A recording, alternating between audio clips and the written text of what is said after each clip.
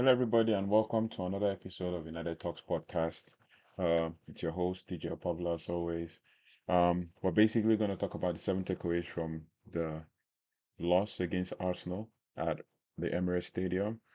Um, it was a hard one to take for me, basically, but yeah, I'm still keeping my foot firmly on the ground, just as some United fans are, basically. But well, first of all, going to run through um, some stats, basically about the whole match as a whole. And the first thing we're going to talk about is the game ended in a 50-50 ball possession, so we kind of controlled the game for the most part of the first half, and then for some part of the second half, except for situations where Arsenal were playing so much so that they wanted to win a corner kick by all means possible.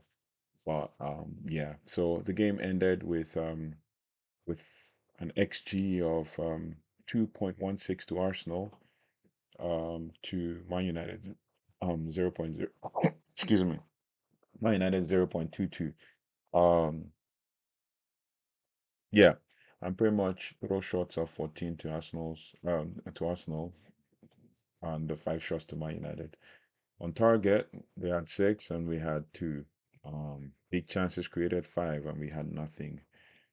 Basically, well, the stats don't tell you the true story of the game, basically, because we try to exert control of the game, try to control things, and the the the pass accuracy for both teams was evenly matched, not evenly matched based on Man United having 412 and Arsenal having 403 accurate passes, which means that we most probably attempted more passes and got 87% on both sides.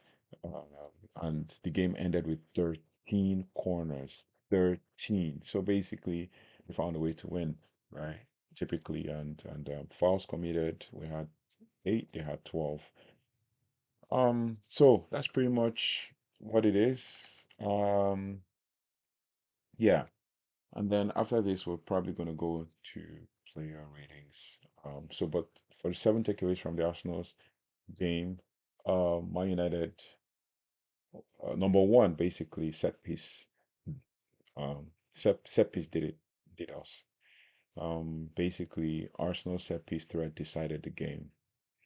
Um, they used the corner kick as a more like a dead ball situation, to win, to score their two goals, during Timber and William Saliba, both coming from corners. Despite the absence of Gabriel, their set piece execution proved decisive and left United vulnerable throughout the match. So as you would hear from the manager and players, um, the momentum of the game changed when they scored the first goal from a set piece. Yeah. And I've been saying this from time and time again. Basically, didn't say it anywhere on social media, but just been saying it to friends off camera. Basically, that they need to closely review some of those set pieces because I watched the game against West Ham when Arsenal scored their first goal during Timber. You could see it evidently that he nudged player, Lucas Paqueta, who was trying to head the ball. He was nudged and put off balance by Julian Timber, and then which gave Gabriel the opportunity to head the ball. And if he wasn't nudged, Julius Paqueta would have probably deflected that ball and then would allow Gabriel to score. So, and if you watch the game closely, some of the pundits and the analysts and the commentators were talking about that, and they said, "Oh, the VAR needs to look at these things." Yes, quite all right. Arsenal found a way to win, but it's very essential that Man United and other teams figured this out. And I know for a fact that they're going to be found out pretty soon. It's either they're found out in a way that they don't, and that teams don't concede free kicks or penalties, or penalties, not free kicks. Teams don't concede corner kicks against Arsenal. And then, because look at it, 13 corner kicks in one game for one team. Like that is like ridiculous. Zero for Arsenal. And once one will look at this stat and think, oh, maybe Arsenal outplayed us. But you look at the possession, it's 50-50. So when they played everything, all the attacks and intensity was put on to win a corner so that they can score. And the moment they get a corner, teams start to get scared. And I will say this, if I was a manager and I knew that corner was the key to giving Arsenal the lead, one of the things I would do is probably block their entrance from the back post because that's what they do. And I think teams are going to find them out pretty soon. Block the entrance from the back post. The moment they are trying to run through the back post, since they have five players or six players standing at the back post, and the other and some are just to cause rowdiness in the box, others are to go and isolate the goalkeeper, block players from running in. I saw that Rasmus Højlund was trying to do that, blocking the players from at least blocking one player, and then the referee called him. He was blocking Saliba, and Saliba kind of nudged him or something. They know they know that if you block them, there's no way. So block players from running in. Everybody take a man. There's no need for zonal marking and all that because once there's zonal marking, it's going to be an issue. You block all the players that are going to. There's six players. Everybody, it's back post, isn't it? Everybody go to that back post and block the players. Don't worry about your post. Block the players. All three, if there are six players, all six players go and block the back post, and then the other three or four players stay and defend.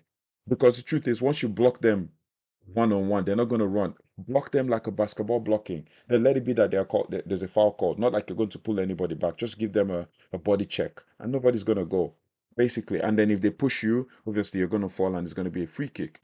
Like I saw this, and I feel like they found a way to win. We have to find a way to defend in the future.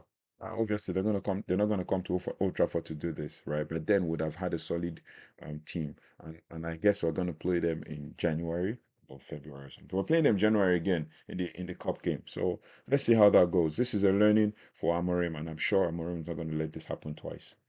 So that's pretty much it. Sorry about my whole ranting and all of that, but then I felt like we could have done more or something. So yeah.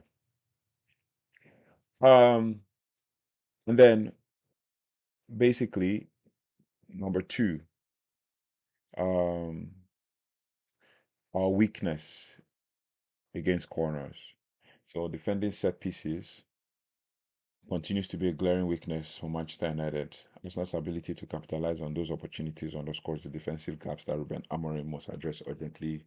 And I'm pretty much sure that Amorim is gonna just address it. So pretty much what it is. Yeah. Number three, Diogo Dalot's near miss highlights United's limited threat, or highlighted United's limited threat in the game, basically. So, as I said yesterday in the match review, if Diego Dalot had scored that goal, that would have changed the momentum of the game, and Arsenal would have come out and then would have had a chance again to score. And Dalot keeps missing these kinds of chances. Think about the one against West Ham when he had the one-on-one. Pretty much same, right? This it wasn't as close as this one, but then he keeps missing those kinds of chances. But it is what it is. Hopefully he gets a chance to redeem himself because he's now already starting to lose the trust and the faith of the fans. Number four, Ruben Amorim's tactical challenge. I don't think it's that much of a tactical challenge. I think it's more of a personnel challenge, but it is what it is. Um, Introducing Ahmad in the second half showed promise, but fell short as a well-drilled Arsenal side um, pressed us and increased the intensity. I felt that if Ahmad started that game, it probably would have been different. If you saw my starting lineup, I wish that Ruben Amorim just went ahead and started Lenny Euro. There's no need trying to bed him in or anything. Start Lenny Euro on the right. Um, put Nusra Mazraoui on the left, and then put Matthias de Ligt in the center, and then control the game. And then as the game goes on and on and on and on, um, obviously Lenioro will be up to speed. Um, Ahmad will be up to speed. I mean, you could see that when Ahmad came in, he basically um, tried as much as possible to nick the ball. I think he nicked it twice or three times from Zinchenko, and Zinchenko was a weak spot, and it would have been very, very, very um imp important to have capitalized on it. it wouldn't matter if we had played um if Amorim had played Tyre Malacia on the left side and then um and he had played Ahmad on the right. If Tyrell Malacia plays first half, uh, Diogo Dallo can play second half. And then you can later on sub or something. Maybe sub Ahmad off and bring in and put Nuze Mazarawi on the right side, and then we hold the game. But and then if Ahmad had that chance, Ahmad would have probably scored it, the chance that Dallo had. But it is what it is. It's only if buts and maybes at the end, innit? So yeah. And number six. Number six, Andre Onana. His performance was a tale of two halves. While he had critical saves and commanded his area at times. His early misplaced pass with struggles from Arsenal's set piece highlighted areas of improvement. But I wouldn't blame Andre Onana for anything regarding his entire season because he has the most clean sheets of all goalkeepers in the league. Yeah, I could say there's more to come for Andre Onana, and we could build from this. That's pretty much what I'll say with regards to Andre Onana. Um, and then we would say sorry, that one was number five. Number six was probably going to be um, room for improvement, basically. Room for improvement. There's always room for improvement. There's room for improvement for Man United. Um, and I believe that there are areas where we need to um, improve. And obviously, you could tell that the manager is using this as an opportunity to learn about the players. For me, I feel like this game was more like a preseason game for Ruben Amorim. Um, and I think basically there's always going to be room for improvement. Yeah, there's always going to be room for improvement. That's pretty much what it is. Number seven, it will be like on to the next one. We faced a tough test against Nottingham Forest, who just lost to Man City 3-0 at away, and we're going to play them at home, I believe. So it will be very important for us to pick up ourselves and continue the momentum that we started before the blip against Arsenal.